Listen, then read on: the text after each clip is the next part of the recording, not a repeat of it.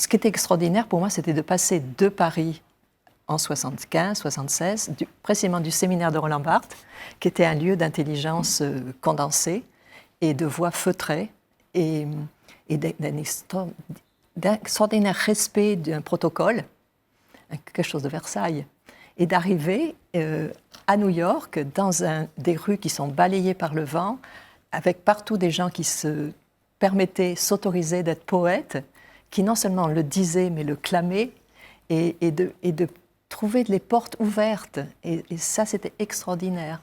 Et j'arrive en plein été, il fait une chaleur pas possible, et on monte sur les toits, les fêtes se continuent sur les toits. Je cite à un moment Andy Warhol où il dit que la fête était partout. Et c'est vrai. Et c'est des fêtes complètement pauvres. On revient à cette question de... Quand je reviens, je comprends que non seulement c'est le pouvoir immobilier qui a pris en charge ce quartier, qui est maintenant un des plus chers de New York. Donc là, 50 ans après, oui. Voilà, un des plus chers de New York. Mais c'est aussi un moment où le chef d'État, Trump, est un maître de l'immobilier. Donc il y a une sorte de coïncidence. C'est pour ça que j'écris ce livre maintenant, parce que je suis revenue souvent à New York. Mais c'est maintenant que ça m'a paru absolument parlant.